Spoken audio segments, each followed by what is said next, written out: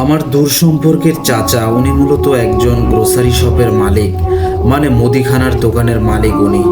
ওনার দোকানটা হচ্ছে রাজবাড়ী জেলার যে মাছ বাজার রয়েছে, ওই মাছ বাজারে বেশ কিছু মুদি দোকান রয়েছে সেখানে। এর মধ্যে ওনার ছোটোখাটো একটি মুদিখানার দোকান আছে। মুদিখানার দোকান রাজবাড়িতে যেগুলো রয়েছে বা অন্যান্য জায়গায় যেগুলো রয়েছে, অনেক সময় দেখা যায় যে এই মুদিখানার দোকানগুলোতে বিভিন্ন ধরনের তাবিজ সংক্রান্ত বিষয়, যেই তাবিজের জন্য যে জিনিসগুলো লাগে, যেমন তাবিজ লাগে, সুতা লাগে, কখনো কখনো এগুলো ছাড়াও ভিন্ন ভিন্ন ধরনের জিনিস লাগে, সেগুলো অনেকেই রেখে দেন। তো এমনি এক সময়, এই সময়টা ছিল 1992 সালের দিকে। তো 1992 সালের দিকে বৈশাখ মাস। তো একদিকে সন্ধ্যার পরেই আসেন উনি। সাধারণত যেটা হয় সেটা হচ্ছে যে সন্ধ্যার পর ওই সময় রাজবাড়ী বাজারে ওই 92 কি 93 সালের দিকে কিন্তু এত লোক সমাগম তো ছিল না। তো সন্ধ্যার পরই মোটামুটি দোকানপাটগুলো ওই সাইডের বন্ধ হয়ে যায়। মেইন শহরের কিছু দোকান খোলা থাকতো। উনি সন্ধ্যার পর দোকান বন্ধ করার জন্য প্রস্তুতি নিতেন, কারণ ওনার যে কর্মচারীরা তারাও গ্রাম থেকে আসতো, তো তাদেরকেও তো বাড়িতে যেতে হবে। আর বৈশাখ মাস সাধারণত বিকেলবেলা ঝড় বৃষ্টি হয়, এই কারণে তার যে কর্মচারীরা ছিল তারাও সন্ধ্যার পর চলে যেত। ওই দিন কোনো কারণে রাজবাড়ী শহরে বিকেলবেলা খুব ঝড় হয়েছিল, যার ফলে ইলেকট্রিসিটিও বন্ধ ছিল। ঝড়ের কারণে বিভিন্ন জায়গায় কারেন্টের যেই খাম্বাগুলো ছিল সেগুলো পড়ে গিয়েছিল, যার কারণে বিদ্যুৎ বন্ধ ছিল। এ কারণে সন্ধ্যার ঠিক পরপরই উনি বন্ধ করে দেন দোকান। যখন বন্ধ করতে যাবেন তখন একজন লোক আসে, অপরিচিত একজন লোক, উস্কো খুস্কো চেহারা, চুল দাড়ি এলোমেলো। তো উনি এসে বলেন যে, ভাই, আপনার দোকানে তো তাবিজ বিক্রির অনেক সরঞ্জাম রাখেন। দোকানদার তখন বলে, অনেক সরঞ্জাম রাখি না, কিছু কিছু জিনিস রাখি। লোকটি তখন বলে যে, ঠিক আছে, কিছু কিছু জিনিস যখন রাখেন, আমার কাছে একটি জিনিস আছে, এইটা আপনি রাখতে পারবেন কি? অনেকেরই লাগে এটা হচ্ছে ছাগলের শুকনো চামড়া। এটা আমি সুন্দর করে পরিষ্কার করেছি, শুকিয়েছি। তো এটার উপর অনেকেই তাবিজ লেখে, অনেকেরই লাগে। এটা তো আপনি এটা রাখতে পারেন। তো উনি আবার চিন্তা করছেন যে আসলেই তো কেউ এসে আমার কাছে চেয়েছিল, কিন্তু আমি তো দিতে পারিনি। আর যেহেতু এটা তার মূল ব্যবসা না, তার মুদিখানার প্রোডাক্টগুলোই মূল ব্যবসা, তো সেটার সাথে সাথে কিছু কিছু জিনিস রাখেন।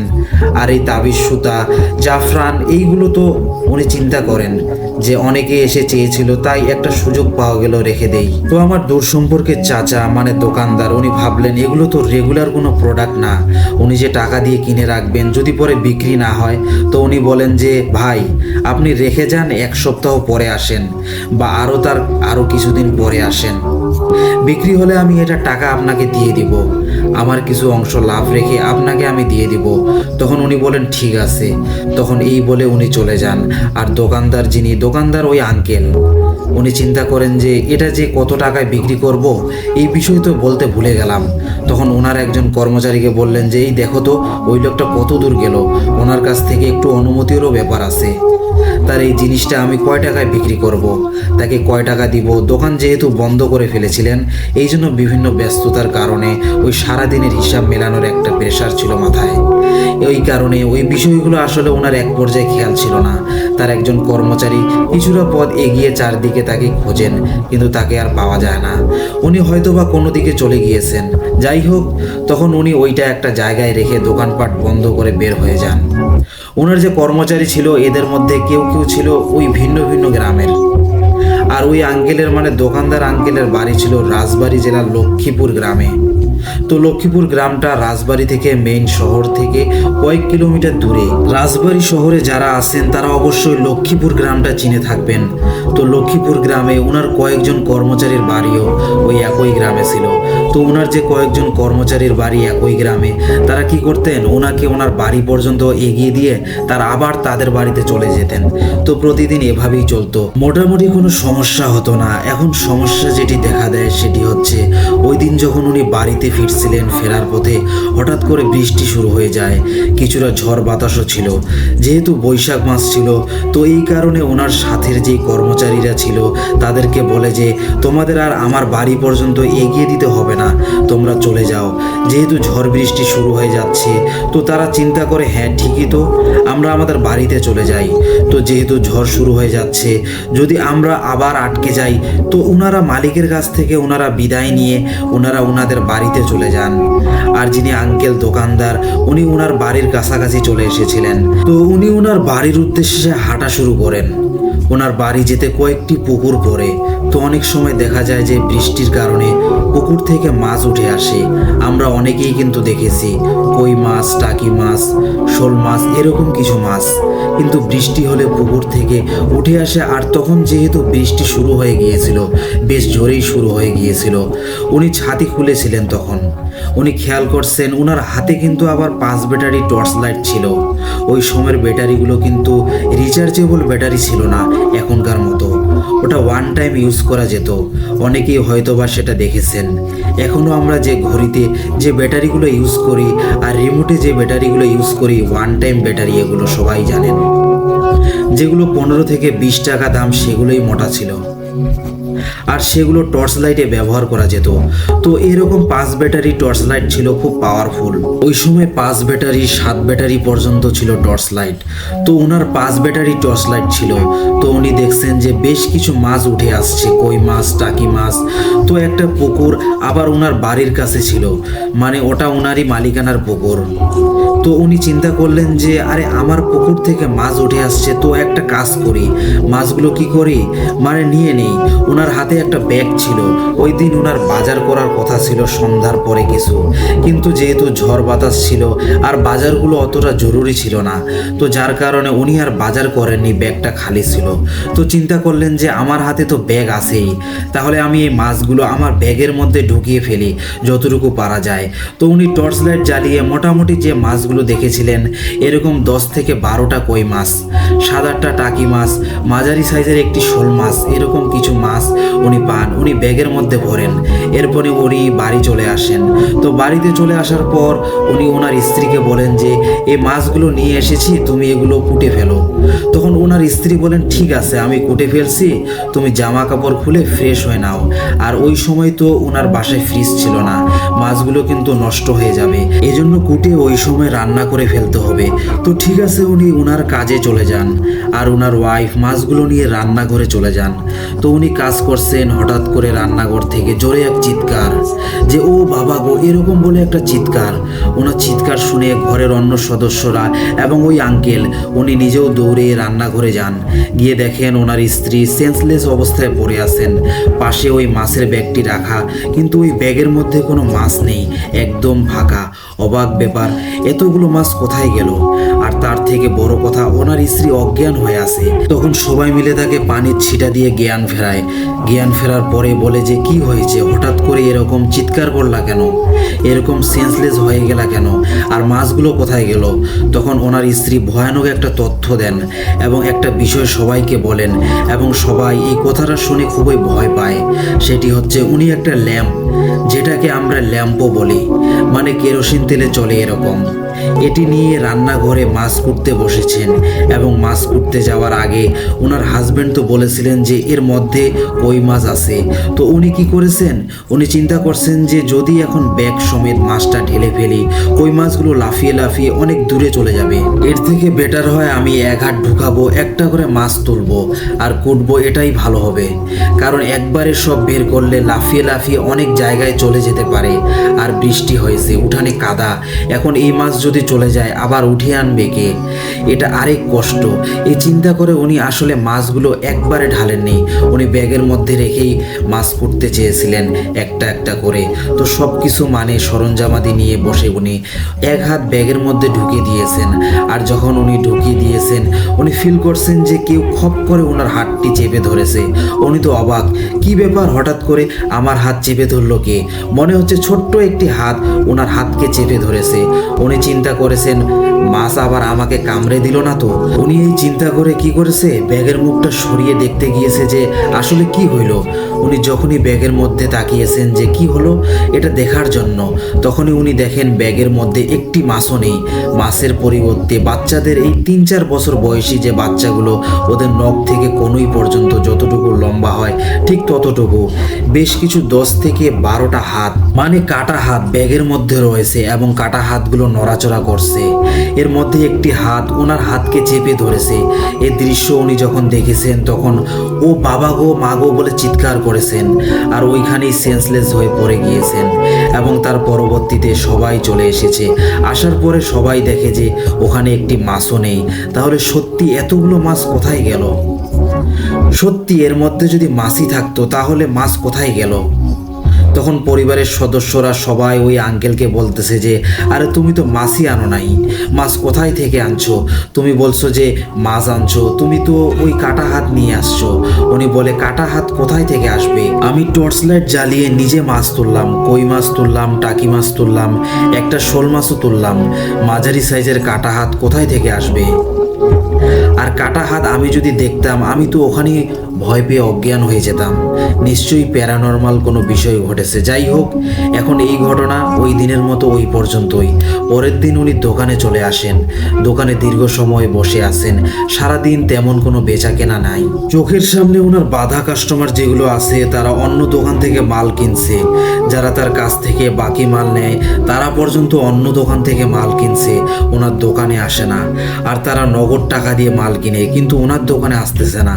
উনি খুব অবাক হন যে মানুষদের বাকি দিয়ে উপকার করি, এই লোকগুলো এখন নগদ টাকা দিয়ে মাল কিনতে অন্য দোকানে যাচ্ছে, আমার কাছে আসে না, কি অকৃতজ্ঞ। এই বলে মনে মনে উনি তাদেরকে গালি দিচ্ছেন এবং ওনার কর্মচারীরাও কিন্তু বিষয়টা ফলো করছেন যে আমাদের বাধা কাস্টমারগুলো অন্য দোকান থেকে মাল কিনছে, তার দোকানে আসছে না। তো যাই হোক, ওই দিন আসলে ওনার বেচা কেনা হয় না। প্রতিদিন অনেক টাকার বেচাকেনা হয়, ওই দিন কয়েকশো টাকার মাত্র বেচাকেনা হয়েছিল। এটা আসলে অকল্পনীয়, এটা উনি কখনোই আশা করেননি। আর তাছাড়া যে দিনের কথা বলছি, দ্বিতীয় দিন, এই দিন ছিল আবার হাটবার। আর হাটবারে প্রচুর বেচাকেনা হয়। আর সেই দিন ওনার মাত্র কয়েকশো টাকার বেচাকেনা হয়েছে। এটা কোনো দোকানদারই আশা করে না, বিশেষ করে ওই সময়ের ওইখানে যে মুদির দোকানদারগুলো ছিল তাদের এটা কখনোই কল্পনা করে না। যাই হোক, উনি খুব চিন্তিত হয়, বলে কি এই ব্যাপার, আজকে আমার কোনো বেচাকেনা নেই, এমনটা তো হয় না সাধারণত। যাই হোক, উনি ওই দিনের মতো আবার সন্ধ্যার পরে দোকান বন্ধ করে বাড়ির দিকে চলে আসেন। প্রতিদিনের মতো ওনার কয়েকজন দোকানের কর্মচারী ওনাকে বাড়ি পর্যন্ত এগিয়ে দেন। বাড়ির যে গেট রয়েছে টিন দিয়ে ঘেরা গেটটা, মানে বেড়াটা টিন দিয়ে ঘেরা, তো ওই বাড়ির টিনের গেট পর্যন্ত এগিয়ে তারা তাদের মতো চলে যান। তো উনি ওই টিনের দরজার উপরে এক ধরনের হুক আছে, ওই হুক খুলে ভিতরে ঢুকে আবার ওই হুক বন্ধ করে দেয়া যায়। তো গেটের উপরে হাত দিয়ে গেটটা খুলে ভিতরে ঢুকেন, আবার গেটটা বন্ধ করে দিয়ে যেই না বাড়ির দিকে মুখ করেছেন, গেটটা বন্ধ করে হঠাৎ করে দেখেন ওনার উঠোনে মনে হচ্ছে 7-8টা বাচ্চা ছেলে মেয়ে খেলাধুলা করছে। তখন উনি চিন্তা করেন কি ব্যাপার, এত রাত্রে ঘরে আমার তো এত ছোট্ট বাচ্চা কাচ্চা নেই, আর কোনো গেস্ট আবার বাড়িতে আসলো কিনা, এত ছোট বাচ্চা কাচ্চা তো। উনি আবার জিজ্ঞেস করেছে, এই বাবারা তোমরা কারা, এখন খেলাধুলা করছো কেন এই অন্ধকারের মধ্যে? তোমরা কি আমার বাসায় বেড়াতে আসছো নাকি, পাশের বাসার? তখন ওরা ওই কথার ভ্রুক্ষেপ করছে না, ওরা ওখানে খেলছেই। তো তখন ওনার হাতে যে টর্চ লাইটটা ছিল, উনি ওই টর্চ লাইটটি উনি জ্বালিয়ে দেখার চেষ্টা করেন এরা আসলে কারা, কোন বাড়ির ছেলে পেলে, নাকি তারা কোনো আত্মীয় স্বজন বেড়াতে এসেছে। উনি টর্চ লাইট জ্বালিয়ে যে দৃশ্য দেখতে পান সেটি দেখার জন্য তিনি মোটেও প্রস্তুত ছিলেন না। উনি দেখেন যে বাচ্চা কাচ্চা যেগুলো আছে এদের প্রত্যেকের মাথা দেহ থেকে অস্বাভাবিক, মানে যে মাথার সাইজ হয় তার থেকে 3 গুণ বড়, এবং চোখগুলো অস্বাভাবিক রকমের বড় গোল, এবং মাথা মনে হচ্ছে বেশ একটু চ্যাপ্টা প্রকৃতির। অনেক সময় এলিয়েন টাইপের আমরা কিছু দেখি না, ওই রকম, যে অনেক সময় মুভিতে এলিয়েন দেখি যে অদ্ভুত টাইপের মাথা চ্যাপ্টা, মাথা ওই রকম। তো যখন উনি টর্চ লাইট জ্বালিয়েছেন তখন ওই সবগুলো ওই 5-6টা বাচ্চার মতো যারা ছিল সবাই দৌড়াদৌড়ি থামিয়ে ওনার দিকে তাকিয়েছে, একদম চোখাচোখি হয়েছে।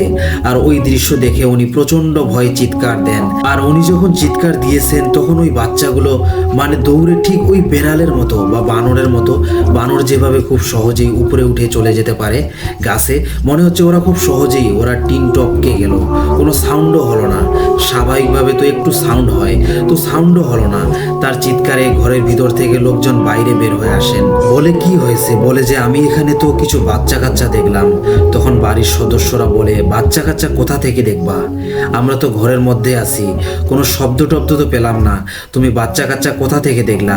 আর উঠান তো একটু হালকা কাদা কাদা আছে, বিকেলের দিকে বৃষ্টি হয়েছে, তো দেখো তো পায়ের ছাপ আছে কিনা। তো দেখে যে না, কোনো পায়ের ছাপ নেই। তাহলে ওই বাচ্চাগুলো যদি উঠানে খেলাধুলা করতো তাহলে তো পায়ের ছাপ থাকার কথা। তাহলে বোঝা গেল তিনি চোখের ভুল দেখেছেন, কিন্তু উনি নিজেকে কিছুতেই বোঝাতে পারছেন না, নিজের মনকে, নিজের চোখকে, যে কিভাবে এরকম ভুলটা হলো। মাত্র এই ঘটনা আমি নিজে দেখলাম, টর্চ লাইট জ্বালালাম, এমন একটা ভয়ঙ্কর বিষয়, এমন ভুল তো হওয়ার কোনো কথা নয়। যাই হোক, এই ছিল তৃতীয় দিনের ঘটনা। এরপরে 1-2 দিন কোনো সমস্যা হয়নি, স্বাভাবিক ছিল। তারপরে নতুন এক ধরনের উপদ্রব শুরু হয়ে যায়। গভীর রাতে, রাত প্রায় 1টা-1:30টার দিকে হঠাৎ করে মনে হচ্ছে যে টিনের চালে কেউ হেঁটে এক পাশ থেকে আরেক পাশে চলে যায়। এটা শুধু একবারই হয়। তো প্রথম দিকে মনে করেছে যে এটা হয়তোবা কোনো প্রাণী, বিড়াল হবে, অথবা গ্রাম অঞ্চলে আমরা এই টাইপের প্রাণীকে বলি খাটাস বা নেইল। এটা অনেকটা বেজির মতো, কিন্তু আকৃতিতে বেজির থেকে আরও বেশ বড়। তো এরা অনেক সময় রাতের বেলা ওই হাঁস মুরগি, কবুতর এগুলো খাওয়ার জন্য চলে আসে। প্রাণীগুলোর শরীরের ওজন তো এত হওয়ার কথা না, যতটা শব্দ হচ্ছে টিনের চালের উপরে, তো এতটা ওজন তো হওয়ার কোনো কথা নয়। ওরা 4 পায়ে হাঁটলে কিন্তু টের পাওয়া যায়, মনে হচ্ছে 2 পায়ে কে যেন হেঁটে যাচ্ছে। তো এটি তাদের কাছে খুবই অবাক লাগে, কি ব্যাপার, এরকমটা তো হচ্ছে কেন, আর এরকমটা তো হওয়ার কোনো কথা না। তো যাই হোক, তারা একদিন জেগে থাকে যে এক রাত্রে, মানে ওই শব্দটা হওয়ার একটা টাইমও তাদের মুখস্থ হয়ে গিয়েছিল। প্রায় রাত 1টা থেকে 1:30টার মধ্যে এরকম একটা সময় প্রতিদিন হয়ে থাকে। তো ওরা ওই দিন বাড়ির কয়েকজন সদস্য খুব অ্যালার্ট যে আজকে দেখবো যে এটা কি জিনিস। টর্চ লাইট নিয়ে রেডি। হঠাৎ করে রাত 1:15টার দিকে যখনই শব্দ হওয়া শুরু হয়েছে, তো ওই আঙ্কেলের ছেলে দৌড়ে ঘরের বাইরে বের হয়ে যান এবং টর্চ লাইট মারেন। টর্চ লাইট মেরে একটা ভয়ানক জিনিস দেখতে পান। এটি আসলে কোনো প্রাণী না, এটা একটা ছোট্ট বাচ্চা ছেলে, অদ্ভুত চেহারা, মাথার গড়নটা একবারে বড়। তো এই বাচ্চা ছেলেটি টিনের চালের এক পাশ থেকে আরেক পাশে দৌড়ে চলে গেল, একটি গাছে লাফ দিল, গাছটাতে তরতর করে বেয়ে মাথায় উঠে গেল। তারপর আর কিছু নেই। টর্চ লাইট মারলো গাছের মাথায়, তাহলে থাকার তো কথা যদি একটি বাচ্চা ছেলে হয়। না, গাছের মাথাও কিছু নেই, ওই গাছের মাথায় একদম শূন্য, কিচ্ছু নেই, খালি ডালপালা দেখা যাচ্ছে, কিন্তু কোনো মানুষ বা অন্য কিছু সেখানে নেই। তখন সে বলে বাড়ির সদস্যদেরকে যে সেই জিনিসটা দেখেছে। তখন বাড়ির সদস্যরা চিন্তায় পড়ে যায়, কি ব্যাপার, এমনটা কেন হচ্ছে, এমনটা তো হওয়ার কথা না। হঠাৎ করে আমরা কি এমন করলাম যে আমাদের বাসায় এই ধরনের উপদ্রব শুরু হয়ে গেল। যাই হোক, এরপর দিন একটি ঘটনা ঘটে, সেটি হচ্ছে যে ওই আঙ্কেলের দোকানে একজন লোক আসে। লোক এসে বলে, হুজুর টাইপের একজন লোক। তো লোকটি এসে বলে যে আপনার কাছে কি তাবিজ লেখার চামড়া হবে, খাসির চামড়া? তখন বলে হ্যাঁ আছে তো আমার কাছে। তখন বলে ঠিক আছে, দেখান দেখি। দোকানদারকে, আমার দূর সম্পর্কের চাচাকে ওই যে একটা লোক দিয়ে গিয়েছিল, সেই চামড়াটি বের করে দেখান। তখন ওই হুজুর চামড়াটি হাতে নিয়ে বলছে যে এটা কি খাসির চামড়া? তখন বলে হ্যাঁ খাসির চামড়া। হুজুর বলেন, আপনি কি খাসির চামড়া আগে বিক্রি করেছেন? তখন তিনি বললেন, আমি এইভাবে রেগুলার বিক্রি করি না। হুজুর বলেন, এটা তো দেখে খাসির চামড়া মনে হয় না, এত মসৃণ এত সুন্দর তো খাসির চামড়া হয় না। দোকানদার আমার চাচা বলে যে আমাকে একজন দিয়ে গিয়েছে, সে তো আমাকে বলেছে এটা খাসির চামড়া। তো আমার কাছেও এটা দেখে ভালো লেগেছে, মনে হয়েছে যে দেখতে ভালো, তো এই জন্য রেখে দিয়েছি। তো হুজুর বললেন যে হ্যাঁ খাসির চামড়া হলে তো অবশ্যই ভালো, আমার কাছেও এটি ভালো লেগেছে। ঠিক আছে, আমি এটা নিয়ে যাচ্ছি, কত দাম? তখন উনি বললেন যে আসলে এই চামড়াটির মালিক যেই লোক যিনি আমাকে দিয়েছিলেন তিনি তো আসলে আমাকে দাম নির্দিষ্ট করে বলে যাননি। তো আপনি যেহেতু খাসির চামড়া কেনেন তাবিজ কবজ লেখার জন্য, তো আপনার তো একটা আইডিয়া আছে এটা কত হতে পারে। তো যেহেতু চামড়াটি ওই হুজুরের ভালো লেগেছিল তো উনি একটা ভালো দামই দিয়ে যান। আর যেহেতু উনিও দামটা সম্পর্কে অতটা অবগত ছিলেন না, দোকানদার মানে সম্পর্কে আমার চাচা, তো উনিও ওনার দেওয়ার দামটি রেখে দেন। এটা নিয়ে আর কোনো বার্গেনিং করেননি। তো ওই হুজুর ওই চামড়া নিয়ে চলে যান। পরের দিন সকালবেলা হন্তদন্ত হয়ে সেই হুজুর দৌড়ে ওই দোকানে ছুটে আসেন, এসে বলেন যে আচ্ছা সত্যি করে বলেন তো এটা কিসের চামড়া? তখন ওই দোকানদার আঙ্কেল বলতেছে, আরে ভাই বললামই তো এটা তো খাসির চামড়া। আমার মনে হয় না এটা খাসির চামড়া। আর এই চামড়াটা আপনারা কোথা থেকে পাইছেন? দোকানদার চাচা বলেন, যিনি দিয়ে গেছেন তাকে আমি চিনি না, আগে কখনো দেখিও নাই। হুজুর বলে যে আমার মনে হয় না এটা খাসির চামড়া, এটা অন্য কোনো কিছু চামড়া হবে। দোকানদার চাচা বলে, কেন আপনার এরকম মনে হলো? বলে যে আমার সাথে গত রাত্রে একটি ভয়ানক ঘটনা ঘটেছে। সেটি হচ্ছে একজন একটা তদবির সংক্রান্ত কাজে আমার কাছে এসেছিল। ওই তাবিজটা শুকনো খাসির চামড়ার উপর লেখার কথা ছিল, মানে ছাগলের চামড়ার উপরে। তো আমি রাতের বেলা বসেছি রাত 12টার পরে তাবিজ লেখার জন্য, কিন্তু আমি যখনই বসেছি ওই চামড়াটি নিয়ে তখনই মনে হলো আমার আশেপাশে কেউ দৌড়াদৌড়ি করছে। আমি বুঝতে পারিনি যে আসলে এটা কি। মনে হয়েছে হয়তো বা আমার বাড়ির কোনো সদস্যরা, ছোট বাচ্চা কাচ্চা আছে তারা, কিন্তু পরে বুঝতে পারলাম না এটা তো আমার বাড়ির কোনো বাচ্চা কাচ্চা না, এটা মনে হচ্ছে প্যারানর্মাল কিছু। তারপরও উনি চিন্তা করছেন যে তাবিজ কবজ লেখার সময় মাঝে মাঝে দুষ্টু জিনেরা কিছু উপদ্রব করে থাকে, হয়তোবা এই কারণে উপদ্রব করছে, এটা হতেই পারে। তো উনি কি করেন, কিছু দোয়া পরে শরীরে ফু দিয়ে গা বন্ধ করে নেন, আবার লিখতে থাকেন। এর মধ্যে কি হয়, হঠাৎ করে ওনার কাঁধে কাঁধ এবং গলা পেঁচিয়ে, মানে ওনার গলার একটু অংশ এবং কাঁধের একটু অংশ মিলিয়ে ওনার ঘাড়ের উপর কেউ একজন সজোরে এক কামড় বসিয়ে দেয়। তো উনি এক হাত দিয়ে ওনার ঘাড়ে হাত দিয়েছে, দেখে একটা মাথা, মানে মানুষের মাথার মতো, কিন্তু মাথাটার সাইজ একটু বড়। তো উনি এক হাত দিয়ে ধরে মানে হেঁচকা টানে ওই মাথাটা সরিয়ে ফেলেন। উনি প্রচণ্ড ব্যথা পান কাঁধে এবং প্রচণ্ড জোরে এক চিৎকার দেন, চিৎকার দিয়ে উনি সেন্সলেস হয়ে পড়ে যান। তখন পরিবারের সদস্যরা তারা দৌড়ে চলে আসেন ওনার কাছে, তারপরে তাকে পানি ছিটা দিয়ে জ্ঞান ফেরান। তখন বলে কি হয়েছে, বলে এই ঘটনা। তখন পরিবারের সদস্যরা তারাও খেয়াল করেন যে ওনার কাঁধে দাঁত বসে গেছে, কিন্তু মনে হচ্ছে কোনো ছোট্ট বাচ্চা কামড় দিলে, 5-6 বছরের কোনো বাচ্চা যদি কামড় দেয় ওই দাঁতের যে দাগ যেমন দেখা যায় আর কি ঠিক সেই রকম দাগ, এবং একদম রক্ত বের করে ফেলেছে। ওখানে প্রচণ্ড ব্যথা পেয়েছেন উনি, কিন্তু এমন তো কখনো হয় না ওনার। পরিবারের সদস্যদের কেউ তো এসে এই কাজটি করেননি। পরিবারে যে বাচ্চারা আছে তারাও ঘুমিয়েছিল, রাতের বেলা তারাও তো এসে এই কাজ করেননি, তাহলে এই কাজটা কে করলো? তখন ওই হুজুর বুঝতে পারেন এই চামড়াটির কারণেই হয়তো বা এরকম সমস্যা হয়েছে। এই কারণে পরের দিন এসে উনি চামড়াটি ফেরত দেন, বলেন যে চামড়া রাখেন। যেহেতু উনি চামড়াটি নিয়ে যাওয়ার পরে কেজি দিয়ে টুকরো টুকরো করে কেটেছিলেন, বিভিন্ন তাবিজ লেখার ক্ষেত্রে বিভিন্ন ধরনের মাপ লাগে, তো উনি চিন্তা করেছিলেন যে এটা সুন্দর করে কেটে রাখি। তো যেহেতু কেটে রেখেছেন, উনি কেটে নিয়ে আসছেন। আসার পরে বলতেছে যে আমার টাকা আপনাকে ফেরত দিতে হবে না, এই যে চামড়া নেন, এই চামড়া একটা অশুভ চামড়া, এবং আমার মনে হচ্ছে এটা কোনো মানুষের চামড়া, এটা কোনো ছাগল বা খাসির চামড়া না, এটা মানুষের চামড়া মনে হচ্ছে, এটা একটা অভিশপ্ত চামড়া। আপনি এটা নেন এবং নিয়ে দ্রুত এটা পানিতে ফেলে দেন। আমি ফেলতে পারতাম, কিন্তু এটা আপনার কাছে আমার কিছু জানার দরকার ছিল। এটা আপনি কোথা থেকে পেয়েছেন, কিভাবে পেয়েছেন? যেহেতু আপনি বলতে পারছেন না ভালো করে, এজন্য এই দায়িত্বটা আপনারই থাকলো, আপনি এটা নদীতে ফেলে দেন। তখন ওই দোকানদার আঙ্কেল বলতেছে যে আর এই চামড়া রাখার পর থেকে আমার পরিবারেও তো একটার পর একটা সমস্যা, আর আমার দোকানে কোনো কেনা বেচা নাই, আমি দোকান খুলে বসে আছি। গত কয়েকদিন ধরে বেচা কেনা নাই বললেই চলে। তো মনে হচ্ছে এটাও এই কারণেই হচ্ছে। তো রাজবাড়ি যে মাছ বাজার রয়েছে সেখান থেকে 1-1.5 কিলোমিটার দূরে বোদার বাজার নামক একটা জায়গা রয়েছে, সেখানে পদ্মা নদী আছে। তো ওইখানে মূলত ওই চামড়াটি ফেলে দেওয়া হয়। মানে ওই দোকানদার ফেলে দিয়ে আসেন। ফেলে দেওয়ার পর থেকে দেখা যাচ্ছে যে দোকানে আবার স্বাভাবিকভাবে বেচাকেনা শুরু হয়ে গেছে। তখন সবাই বুঝতে পারে এই চামড়ার কারণে এমনটা হয়েছে। তো দোকানদার আঙ্কেল মনে করেছিল যে ঝামেলা শেষ, আপদ বিদায় হয়েছে, ভালো হয়েছে। কিন্তু এরপর থেকে শুরু হলো আরও একটি সমস্যা।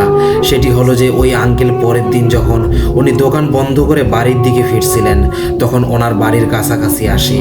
ওনার কর্মচারীরা আবার তাদের বাড়ির দিকে চলে যায়।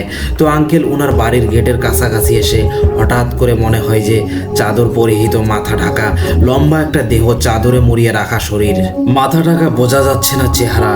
সে তার ওই টিনের গেটের পাশে দাঁড়িয়ে আছে। তো উনি যখন গেটের কাছাকাছি এসেছে, উনি কেবল বলবেন যে আপনি কে, তার আগেই ওই অবয়বটি এক দৌড়ে পাশে থাকা ওই ঝোপ জঙ্গল আছে সেদিকে চলে গেল। তো আঙ্কেল তো অবাক। উনি চিন্তা করেছে প্রথমে এটা কোনো চোর হবে, চোর ওই ঘরে ঢুকতে চেয়েছিল চুরি করার জন্য, কিন্তু উনি চলে এসেছেন এই জন্য চোরটি দৌড়ে পালিয়েছে। উনি প্রথমে এই চিন্তাই করেছেন, অন্য কোনো চিন্তা তার মাথায় ছিল না। এই ঘটনা উনি ওনার পরিবারের সদস্যদেরকে বলেন যে একটু হলেই তো ঘরে চোর ঢুকে পড়তো, তোমরা একটু খেয়াল রেখো। তো এই হলো প্রথম দিনের ঘটনা। এবার আসি দ্বিতীয় দিনের ঘটনা। দ্বিতীয় দিনেও উনি যখন বাড়িতে এসেছেন, এবার গেটের কাছে না, এবার উনি ওই গেটটা বাহির থেকে খুলে ভেতরে ঢুকেছেন। উনি দেখেন ওনার বাড়ির যেই বারান্দা রয়েছে, ওই বারান্দার উপরে চাদর পরা একজন লোক বসে আছে। তো উনি যখনই তাকে দেখেছেন, ওই লোকটি আবার কি করলো, এক দৌড়ে নিঃশব্দে ওনার টিনের যে বেড়া টপকে চলে গেল, যে সাইডে জঙ্গল রয়েছে সেই দিকে। তো এত বড় একটা মানুষ চলে গেল কিভাবে? দৌড়ে চলে গেল। টিনের বেড়া তো অতটা শক্ত না, টিনের বেড়ায় তো শব্দ হওয়ার কথা, কিন্তু কোনো শব্দ হয়নি। মনে হচ্ছে একটা পিঁপড়া একটা বেড়া বেয়ে গেলে কোনো নড়াচড়া হয় না, ঠিক তেমনটাই। এবার তিনি কিছুটা ভয় পেলেন। উনি চিন্তা করলেন যে এটা তো চোর হবে না, চোর হলে তো এমনটা হওয়ার কথা না। তো উনি এবারও পরিবারের সদস্যদেরকে বললেন যে বাসায় কিন্তু চোর ঢুকতেছে, প্রতিদিন তোমরা খেয়াল রেখো। থার্ড টাইম, মানে পরের দিন ঘটে আরেকটি ভয়ানক ঘটনা। পরের দিন উনি যখন বাড়িতে ঢুকবেন রাতের বেলা, তখন দেখে ওনার গেটের সামনে সেই অবয়বটি দাঁড়িয়ে আছে। কিন্তু এবার আর তাকে দেখে সে পালায় না, সে দাঁড়িয়ে থাকে। আর ওই আঙ্কেলও চিন্তা করে কি ব্যাপার, এই চোরটা আজকে পালায় না কেন? তখন উনি দূর থেকেই বলে ওঠে, এই থাম, দৌড়াবি না, কে তুই বল। তখন ওই অবয়বটি বলে ওঠে, আজকে দৌড়াবো না, আজকে আমার চেহারা তোকে দেখাবো। এই বলে তার মাথার উপর থেকে কাপড়টা সরিয়ে দেয়, মানে চাদরটি সরিয়ে দেয়। দেখে এটা সেই লোক, যেই লোকটা ওই চামড়া দিয়ে গিয়েছিল তাকে। তখন বলে, আমার চামড়া ফেরত দে। বলে, কিসের চামড়া? বলে, আমি দিয়ে গেছিলাম তোর দোকানে বিক্রির জন্য, আমার চামড়া ফেরত দে। দোকানদার চাচা বলে যে ওই চামড়া তো নদীতে ফেলে দিয়েছি, আর ওই চামড়া তো ভালো চামড়া না, এটা রাখলে সমস্যা হবে। সে বলে, সেটা তো আমার জানার বিষয় না, তোকে আমি চামড়া দিয়েছি, চামড়া ফেরত দে, না হলে তোর কিন্তু অনেক বড় ক্ষতি করে ফেলবো আমি। তখন সে বলে, মানে? ওই দোকানদার আঙ্কেল বলে, তুই ইতোমধ্যেই আমার অনেক বড় ক্ষতি করেছিস, কোথায় থেকে কোন চামড়া নিয়ে এসেছিস, এখন এটা নিয়ে আর কোনো কথা বাড়াস না, যা ভাগ এখান থেকে। এই বলে তার সাথে আর কথা বাড়ে না। সে এমন স্বাভাবিক মানুষের মতোই ছিল। এবং সে বলে যে তুই এর আগে একদিন আসছিস, দৌড়ে পালাইছিস, আবার পরের দিন আমার বাড়ির বারান্দায় বসেছিলি কেন? বলে যে আমার চামড়া ফেরত নিতে, মানে এটা নিয়ে তার সাথে অনেক রাগারাগি আর তর্ক হয় আঙ্কেলের। দোকানদার আঙ্কেল তখন বলে, কোনো কিছু ফেরত পাবি না, যা এখান থেকে। তখন সে বলে যে তোর কিন্তু অনেক বড় ক্ষতি করে ফেলবো। দোকানদার আঙ্কেল তখন বলে, ঠিক আছে, তুই যা পারিস করিস। এরপরে উনি ওনার বাসায় ঢুকে যান। সো প্রিয় লিসেনার্স, ওই রাতে ওনার এক ছোট্ট সন্তানটা ছিল ছেলে সন্তান। সেই সন্তান ঘুমের মধ্যে মারা যায়। একদম সুস্থ মানুষ ঘুমের মধ্যে মারা যায় কিভাবে? গলায় কোনো দাগ, কিচ্ছু নেই, মানে কেউ যেন গলা চেপে মেরে ফেলেছে। অদৃশ্যভাবে গলায় ছাপ দেখা গিয়েছে, বড় বড় আঙ্গুলের ছাপ। এমনটা না, একদম স্বাভাবিক। কেন মারা গেল, কি হলো, ডাক্তারের কাছে নিয়ে গিয়েছিল পরদিন সকালবেলা, যে কি হলো, বাঁচার কোনো আশা আছে কি না। তখন ডাক্তার বলল যে ঘুমের মধ্যে সে মারা গিয়েছে। কি কারণে মারা গিয়েছে ডাক্তারও বুঝতে পারছে না। তো প্রিয় লিসেনার্স, ওনার এক সন্তান মারা যায়। এরপরে ওনার পরিবারে আর কোনো সমস্যা হয়নি, আর কেউ ওই অবয়বটাকে দেখেনি। তবে উনি নাকি মাঝে মধ্যেই স্বপ্নের মধ্যে ওই চাদর পরা লোকটিকে দেখেন, কিছু বলার চেষ্টা করে, ধমক দেওয়ার চেষ্টা করে, কিন্তু সেটা মাঝে মাঝে উনি দেখতেন। আঙ্কেল মারা গিয়েছেন অসুস্থতাজনিত কারণে কিছুদিন পর। তো এই হচ্ছে প্রিয় লিসেনার্স ঘটনা। এই ধরনের কবিরাজি দোকান যেগুলো রয়েছে আর যারা এই তাবিজের বিভিন্ন আইটেমগুলো বিক্রি করে, তো দেখা যাচ্ছে যে এনারা অনেক সতর্ক থাকেন সাধারণত। আর ওনার দোকান তো মূলত মুদিখানার দোকান ছিল, যার কারণে উনি এই তাবিজের আইটেমের মধ্যে শুধু তাবিজ, কিছু সুতা, এই জাফরানি এগুলো রাখতেন। এই ধরনের ভয়ানক অভিজ্ঞতা যখন হয়, এরপর থেকে উনি ওনার দোকানে তাবিজ কবজের কোনো আইটেমই আর রাখতেন না। এই ছিল ঘটনা। লিসেনার্স, ঘটনাটি যদি আপনাদের ভালো লাগে তাহলে লাইক করবেন, আর সাথে কমেন্ট করে জানাবেন ঘটনাটি কেমন লাগলো, এবং আমাদের চ্যানেলকে সাবস্ক্রাইব করতে ভুলবেন না। অনেক ভালো থাকবেন সবাই, ধন্যবাদ।